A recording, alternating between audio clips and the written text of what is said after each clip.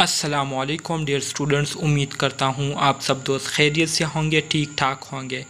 Dear students, आज की इस वीडियो में हम BSN 6 सेमेस्टर के सब्जेक्ट मेंटल हेल्थ नर्सिंग के यूनिट नंबर 3 जो कि हमारे साथ फैक्टर इफेक्टिंग मेंटल हेल्थ है, इसको आज हम डिस्कस करेंगे और इसको समझने की कोशिश करेंगे। डियर स्टूडेंट, यूनिट को स्टार्ट करने से पहले तमाम दोस्तों से गुजारिश है कि चैनल को सब्सक्राइब करें और बेल आइकन को दबाएं ताकि नए वीडियोस की नोटिफिकेशन आप सब दोस्तों को टाइम पर मिल सके। डियर स्टूडेंट, मेंटल इलनेसेस पर हम इस यूनिट में बात करेंगे डिटेल के साथ। इस यूनिट के ऑब्जेक्टिव्स हमारे साथ मौजूद है। सबसे पहले हम इंट्रोडक्शन करेंगे, इसके बाद फिर हम मेंटल इलनेस को डिफ़ाइन करेंगे। इसके साथ साथ हम जो है बात करेंगे मेंटल इलनेस के हवाले से जो अवेयरनेस है, ठीक है, उसकी अहमियत पर हम बात करेंगे कि इसकी अहमियत क्या है, ठीक है। इसके अलावा हम मेंटल इलनेस की काजेज़ पर बात करेंगे कि मेंटल इलनेस किस वजूहात की वजह से काज होता है और वो कौन से फैक्टर है जो कि मेंटल इलनेस को काज करती है, ठीक है। इसके साथ साथ मेंटल इलनेस के जितने भी साइन सिम्टम्स है उसको हम डिटेल के साथ डिस्कस करेंगे और मेंटल इलनेस से हम किस तरह से अपने आप को और अपने कम्युनिटी में जो दूसरे लोग हैं उसको हम बचा सकते हैं, इस पर डिटेल के साथ बात करेंगे और इसके साथ साथ हम क्वेश्चंस को क्लेरिफाई करेंगे और आखिर में फिर कंक्लूड करेंगे, ठीक है। तो स्टार्ट करते हैं इंट्रोडक्शन से। Good mental health is when an individual can think clearly, solve problem they face in life, enjoy happy relationships and feel spiritually at ease is called good mental health।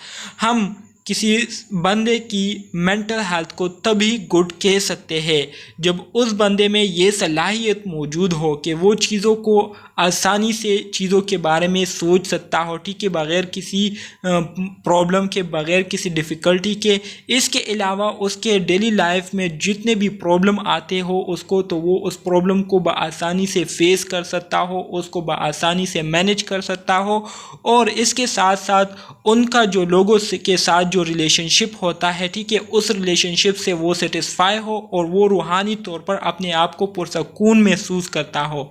तो ऐसे बंदे जिसमें ये qualities जो है ये मौजूद होती है, तो ऐसे बंदे को जो है मेंटली तौर पर हेल्दी समझा जाता है और उनको हेल्दी कंसीडर किया जाता है कि ऐसे बंदे जो है ज़हनी तौर पर सेहतमंद होते हैं, ठीक है।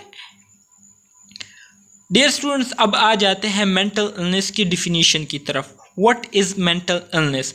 Mental illness is anything that affect the person's thoughts, emotion or behavior that result in a negative effect on the person or those around him or her।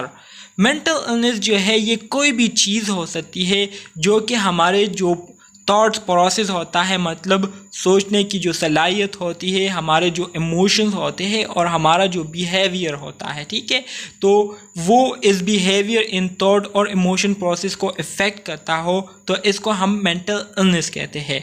अब ये मेंटल इलनेस किस वजह से काज होती है? A negative effect on the person और those around him, मतलब एक बंदे पर जो है मुसलसल जो है नेगेटिव असरात जो है वो पड़ रहे हैं, ठीक है, एक ऐसे माहौल में रह रहा है जो कि बहुत ही ज़्यादा गंदा माहौल है, तो उस माहौल की जो गंदगी है, उसके जो बुरे असरात है वो उस बंदे पर मुसलसल जो है वो पड़ रहे हैं, तो इस की वजह से वो बंदा जो है जहनी बीमारी का शिकार होगा, ठीक है। इसके साथ साथ N obvious change in their personality, उस बंदे की पर्सनैलिटी में अचानक से चेंजेस आने की वजह से उसकी जो जहनी हालत है वो मुतासिर होगी। इसके साथ साथ फ्रेंड और relative feels that what is happening to the person is strange and hard to understand. इसके अलावा अगर आपके फ्रेंड्स या आपके जो रिश्तेदार होते हैं, ठीक है, वो अगर आपको कहे या आपके बारे में ये कहें कि जो आप कर रहे हैं या आप कह रहे हैं या आप सोच रहे हैं ये हमारी समझ से जो है बाहर है और ये हमें जो है बहुत ज़्यादा अजीब व गरीब लग रहा है, तो इस तरह की बातें सुनने से या अपनों से जो है जब आप इस तरह की बातें सुनते हैं तो इससे जो है वो बंदा बहुत ज़्यादा क्या हो जाता है, डिप्रेशन में चला जाता है, डिप्रेस हो जाता है और मुसलसल इस कंडीशन में रहने की वजह से उसकी जो जहनी हालत होती है वो बहुत ज़्यादा मुतासिर हो जाती है, जिसकी वजह से आखिर में वो जहनी बीमारी में मुब्तला हो जाता है। Importance of creating awareness to mental illness. अब मेंटल इलनेस जहनी बीमारी के हवाले से हम लोगों में जो शऊर पैदा करते हैं तो इसकी क्या अहमियत है, इस पर अब हम डिटेल के साथ बात करेंगे। Why should we be interested in mental illness. हमें जहनी बीमारियों में दिलचस्पी क्यों लेनी चाहिए। दिस इज़ बिकॉज हमें इसलिए दिलचस्पी लेनी चाहिए क्योंकि mental illness effects us all, क्योंकि जहनी बीमारी जो है ये हम सबको जो है इफ़ेक्ट करती है। इसका हम सब पर जो है बहुत बुरा असर पड़ता है। अगर हमारे माशरे में कोई बंदा जो है वो जहनी तौर पर बीमार हो तो उस बंदे की वजह से जो है जो हमारे माशरे में रहता है तो उस बंदे की वजह से सारे लोग जो है वो क्या होते हैं, एंजाइटी का शिकार हुए होते हैं। आपने अक्सर ये नोट किया होगा कि अगर कोई बंदा जो है वो रास्ते में जा रहा है और रास्ते में उसको एक पागल आदमी मिले, ठीक है, तो उसको जो है खौफ रहता है, उसको डर रहता है कि कहीं ये पागल बंदा जो है मुझे पत्थर से ना मारे या मुझ पर जो है वो कोई हमला ना करे, ठीक है। तो मतलब बात का ये है कि इससे पूरा जो माशरा होता है वो क्या हो जाता है, डिस्टर्ब हो जाता है और सारे लोग जो है वो जहनी बीमारियों में मुब्तला हो सकते हैं। Mental illness is a great burden on every country. इसके अलावा मेंटल इलनेस जहनी बीमारी जो है ये हर मुल्क में जो है एक बहुत बड़ा बर्डन जो है इसको समझा जाता है और ये एक बहुत ही बड़ा बर्डन है, ठीक है। Mental illnesses are the top 4 in 10 disabling condition in the world. इसी तरह से पूरी दुनिया में जितने भी 10 बड़े डिसेबलिंग कंडीशन है जिसकी वजह से बंदा जो है मुकम्मल तौर पर डिसेबल हो जाता है, ठीक है, मुकम्मल तौर पर दूसरे लोगों पर डिपेंडेंट हो जाता है, तो उसमें हमारे साथ जो मेंटल इलनेस है वो 4 नंबर पर आता है, ठीक है। Most mental illnesses can be treated in simple and cheap ways. इसी तरह से ज़्यादातर जो जहनी बीमारियां होती है उसका जो इलाज है वो बहुत ज़्यादा सिंपल है और आसानी से किया जा सकता है और होता है। Most people with mental illnesses can be stabilise. इसी तरह से ज़्यादातर लोग ऐसे होते हैं जो कि जहनी बीमारी का शिकार हुए होते हैं लेकिन वो फिर भी क्या हो जाते हैं, स्टेबलाइज हो सकते हैं। People who know someone with mental illness. अब वो लोग जिनको किसी के बारे में पता हो कि वो बंदा जो है वो जहनी बीमारी का शिकार हुआ है, आर ऑफन फ्राइटन और अशेम ऑफ देम। तो वो बंदा जो है उस बीमार या उस जहनी तौर पर जो बंदा बीमार हुआ होता है तो उसकी वजह से वो नॉर्मल बंदा भी क्या होता है, उसे शर्म महसूस होती है। इट इज़ वेरी कॉमन, और ये बात जो है बहुत ही ज़्यादा कॉमन है, ठीक है। Causes of mental illness. अब जहनी बीमारी किस वजह से काज होती है इसको अब हम डिस्कस करेंगे। Most mental illnesses are cause by a chemical imbalance in the brain. ज़्यादातर जो जहनी बीमारियां होती है तो इसकी बुनियादी वजह यही होती है कि हमारे ब्रेन में जितने भी केमिकल्स है, केमिकल से मुराद जितने भी हार्मोन्स होते हैं या न्यूरोट्रांसमीटर होते हैं, तो उसकी जो सीक्वेंस है, उसका जो पैटर्न होता है काम करने का और उसकी जो अरेंजमेंट होती है तो उसमें इम्बैलेंसमेंट आ जाती है, एबनॉर्मेलिटी आ जाती है, जिसकी वजह से फिर ब्रेन अपने सिग्नल्स को प्रॉपर तरीके से एक जगह से दूसरी जगह ट्रांसफ़र नहीं कर पाते और इसी तरह से हमारा बॉडी का जो कोऑर्डिनेशन सिस्टम होता है जिसमें हमारा बॉडी जो है एक प्रॉपर सीक्वेंस में अपने डिफरेंट बॉडी पार्ट्स को मूव करता है तो वो डिस्टर्ब हो जाता है और लोग इसी तरह से जहनी बीमारी का शिकार हो जाते हैं। But we don't always know what causes the chemical imbalance. लेकिन हमें ये पता नहीं है कि ये केमिकल में जो इम्बैलेंसमेंट आती है तो ये इम्बैलेंसमेंट किस वजह से आती है। हमें ये पता है कि ये बीमारी जो मेंटल बीमारी है, जहनी बीमारी है, इसकी जो वजह है वो केमिकल इम्बैलेंसमेंट है, लेकिन हमें ये पता नहीं है कि ये केमिकल इम्बैलेंस जो है ये किस वजह से आती है, ठीक है। Contributing factor in mental illness. अब वो कौन से फैक्टर है, वो कौन सी बातें हैं जो कि जहनी बीमारी को पैदा करने में बहुत ज़्यादा इम्पोर्टेंट रोल प्ले करती है। सबसे पहली बात या पहला फैक्टर जो है इसमें हमारे साथ बायोसाइकोसोशल मॉडल आता है। Attempts to consider a number of factors that might contribute to or affect mental illness in 3 main categories। अब बायोसाइकोसोशल मॉडल इसमें हमारे साथ 3 चीज़ों को यहाँ पर मेंशन किया गया है।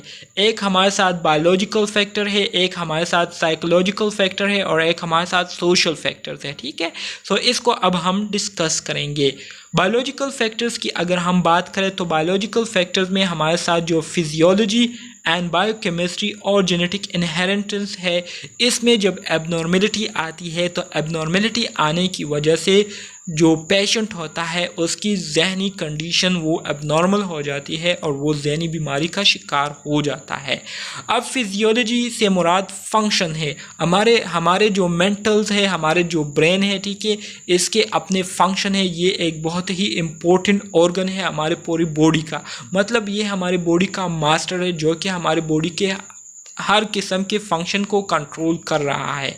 अब अगर इस ब्रेन के फंक्शन में किसी भी किस्म की एबनॉर्मेलिटी आ जाती है, थोड़ी सी भी कमी आ जाती है, तो ये थोड़ी सी भी कमी जो है हमारी बॉडी में बहुत ज़्यादा चेंजेस जो है उसको पैदा कर देती है। ठीक है, तो इस वजह से ये जहनी बीमारी काज होती है। इसके अलावा बायोकेमिस्ट्री से मुराद ये है जो बायोमोलिक्यूल्स होते हैं, ठीक है, मतलब जो हमारे ब्रेन्स के एक्टिविटीज़ को क्या करती है, उसको एनहांस करती है, उसको जो है रिज्यूम रखती है, उसको जो है कंटिन्यू रखती है और इसको मेंटेन रखती है।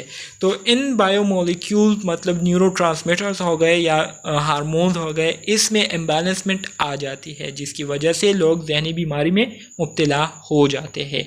इसी तरह से जेनेटिक इनहेरिटेंस है। जेनेटिक इनहेरिटेंस से मुराद ये है कि एक बच्चा है, ठीक है, जो कि अभी पैदा नहीं हुआ है, तो पैदा होने से पहले उसकी जो मेंटल एबिलिटीज़ है वो एबनॉर्मेलिटी का शिकार हो चुकी है।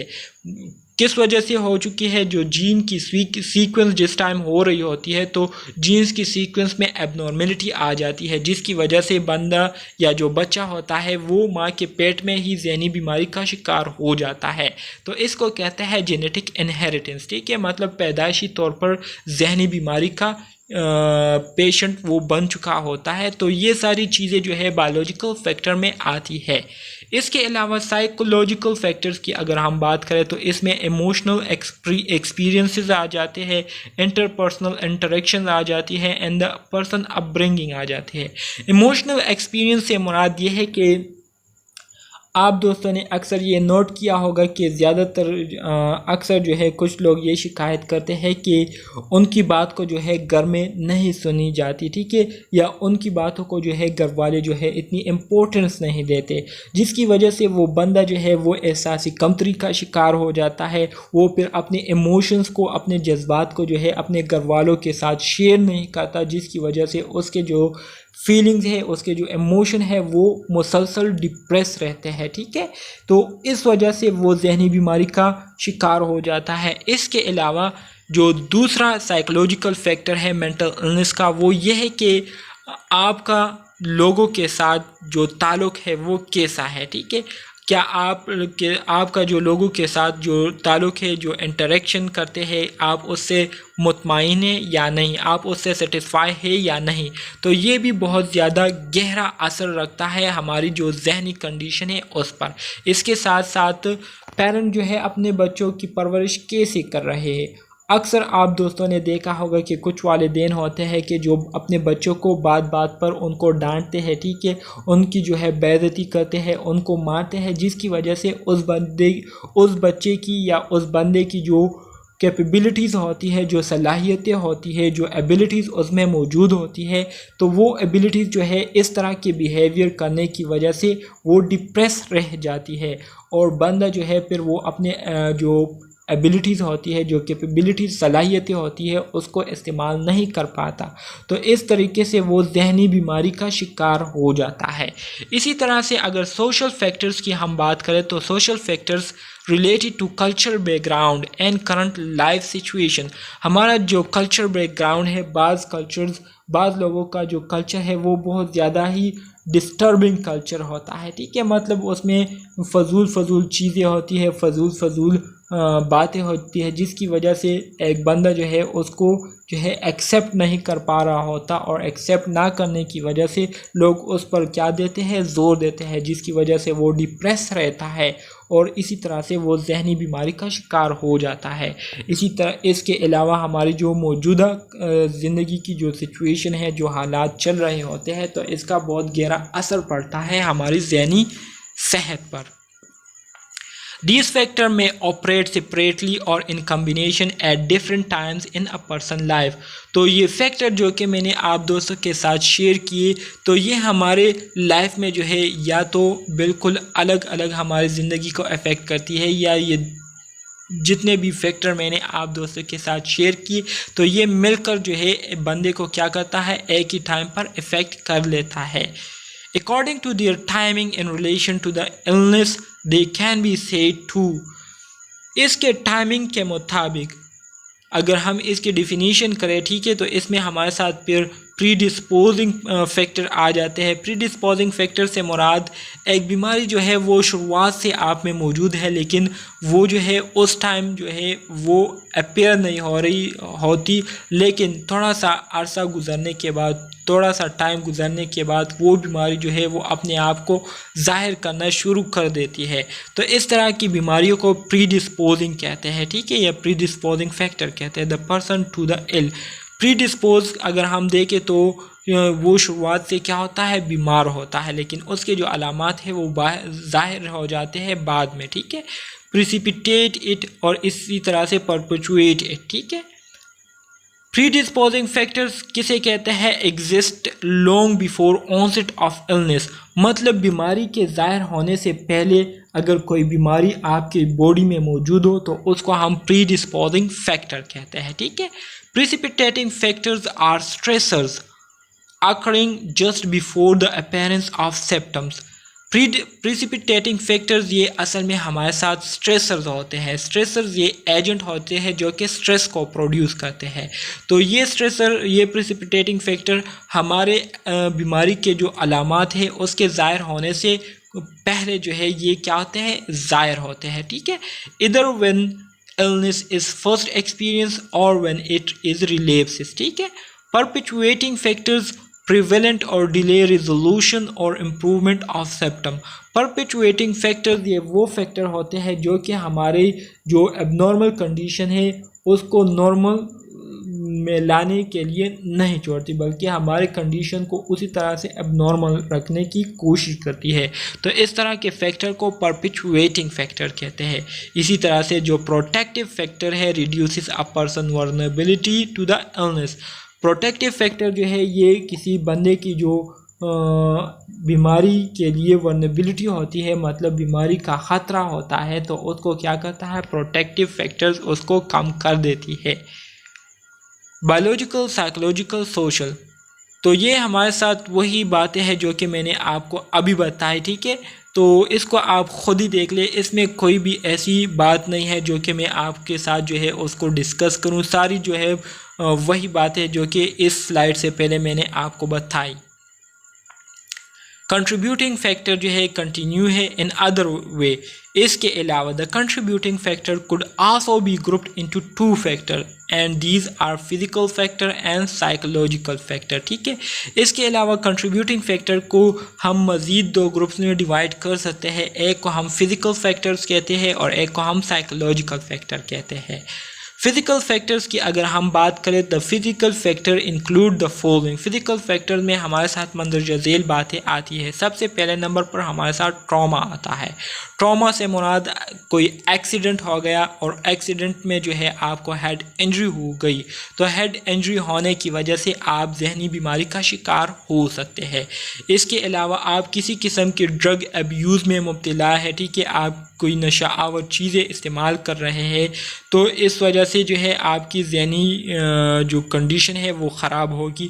अल्कोहल के इस्तेमाल की वजह से, ठीक है, आप बीमार हो सकते हैं। एक्यूट इन्फेक्शन होने की वजह से, लाइक सेरेब्रल मलेरिया हो गया, टाइफाइड फीवर और मेनिंजाइटिस, इनकी वजह से आपकी जो कंडीशन है वो ख़राब हो सकती है और आप जहनी बीमारी का शिकार हो सकते हैं।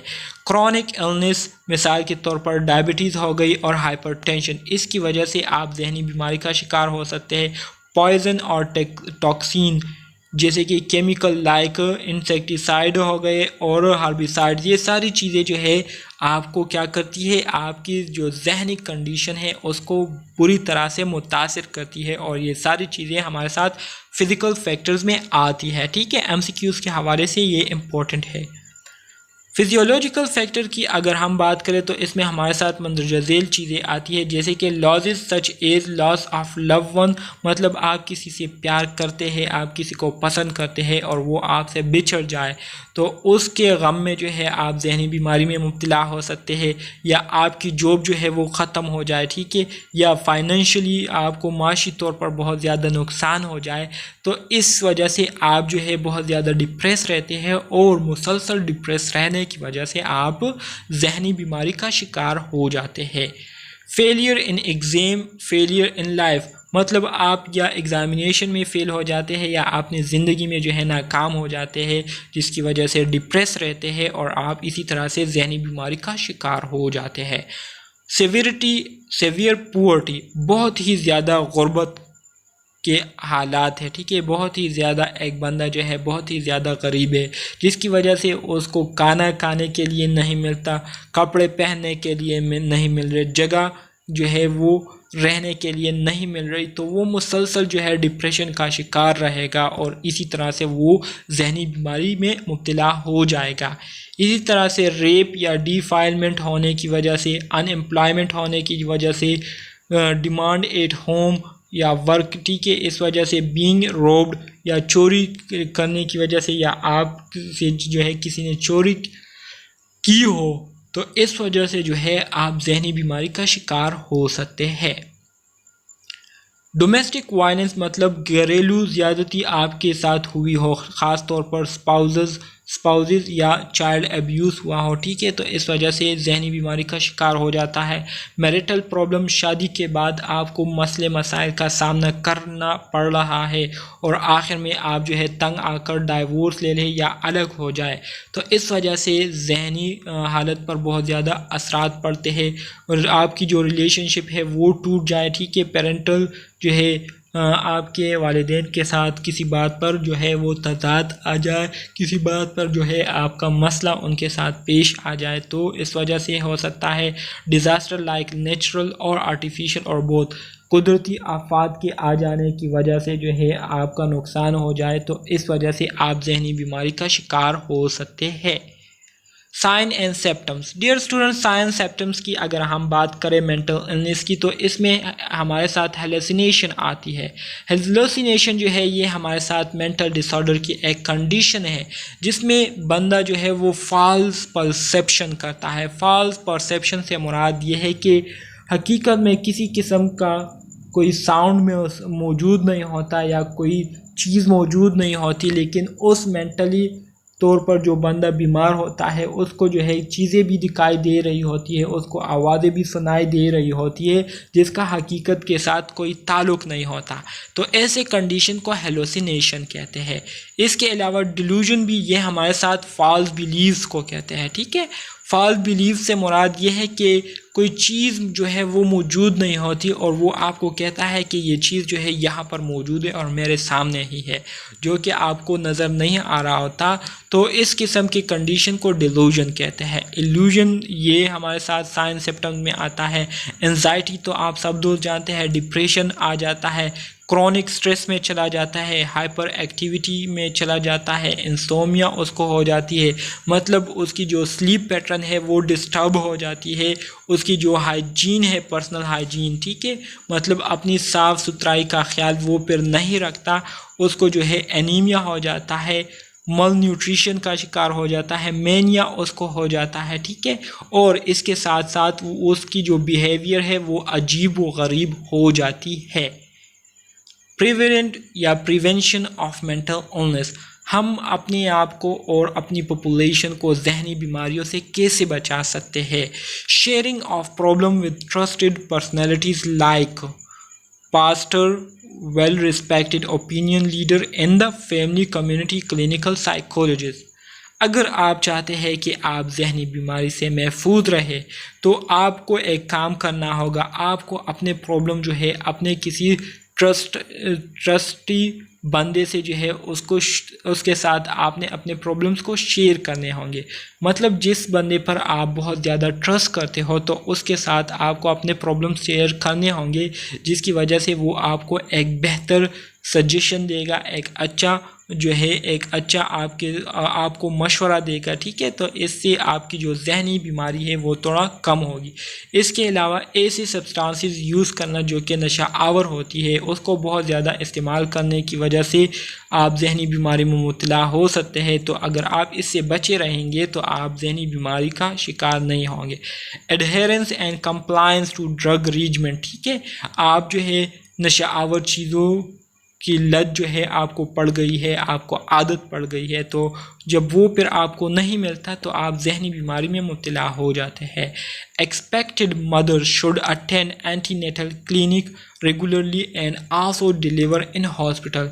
ऐसी माएँ जो कि प्रेग्नेंट होती है तो उनको चाहिए कि वो अपना एंटीनेटल केयर का ख्याल रखे और हॉस्पिटल में जो है वो वक्तन फ़वक्तन क्या करे, वहाँ पर विजिट किया करे। अवॉइडेंस ऑफ बैड कंपनी, बुरे लोगों के कंपनी से अपने आप को बचाना, ठीक है, सोहबत से अपने आप को बचाना। Seek promote medical intervention in case of accident, अगर किसी किस्म का एक्सीडेंट हो जाए तो उस कंडीशन में आपने मेडिकल इंटरवेंशन करना होगा, जिसमें अगर हेड इंजरी ख़ास तौर पर किसी को हुई हो तो उसका बहुत ज़्यादा इमीडिएटली जो है उसकी ट्रीटमेंट जो है वो स्टार्ट करनी चाहिए। इसके साथ साथ nursing mother should avoid leaving the child on high bed. अब वो माँ जो कि अपने बच्चों को जो है दूध पिला रही होती है तो उसको ऐसा कभी भी नहीं करना चाहिए कि वो अपने बच्चों को अकेले जो है वो बेड में जो है छोड़े, ठीक है, नहीं छोड़ना चाहिए उनको अपना बच्चे बेड पर अकेले। They should also desist from giving the child to their young one to carry, ठीक है। Learn to forgive and forget, मतलब लोगों को माफ़ करना और लोगों की बातों को भूलना सीखे, ठीक है। लर्न टू लेट गो, लोगों को जो है माफ़ करना सीखे। Children should dishes from climbing high object etcetera, और बच्चों को जो है ऊपर या जो सीढ़ियाँ वगैरह है उस पर चढ़ने से रोकना चाहिए। तो डियर स्टूडेंट, यहाँ तक अगर किसी को समझ नहीं आया हुआ तो काइंडली आप कमेंट बॉक्स में मुझसे क्वेश्चन कर सकते हैं। कोई भी क्वेश्चन हो, किसी भी सब्जेक्ट से रिलेटेड हो, आप क्लियरली जो है क्वेश्चन कर सकते हैं। इंशाल्लाह जवाब आपको टाइम पर मिलेगा।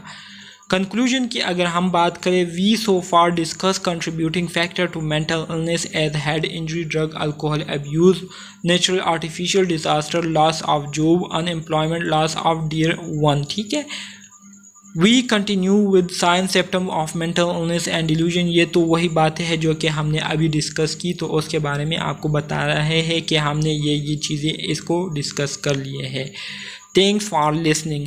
डियर स्टूडेंट्स, अगर आपको मेरा लेक्चर पसंद आया हुआ हो और आप मेरे लेक्चर से थोड़ा कुछ भी सीख गए हो तो काइंडली मेरे चैनल को सब्सक्राइब करें, दोस्तों के साथ ज़रूर शेयर करें। तो मिलते हैं नेक्स्ट वीडियो में, तब तक के लिए अल्लाह।